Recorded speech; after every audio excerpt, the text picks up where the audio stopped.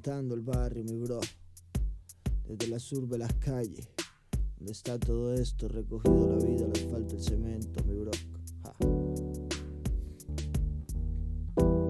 Sí, que la noche no se escuche mientras se apaga.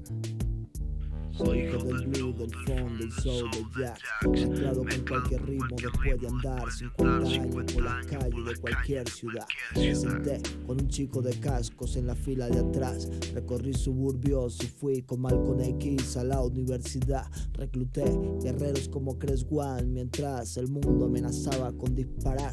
Me acusaron de violento, pregunté quién ha visto la paz. Estuve donde no había estado ni autoridad, andé con pandilleros y crucé con traficantes, fronteras de ilegal. Tuve afro y fui rastars en Black Party con Black Panthers cuando cumplí la mayoría de edad.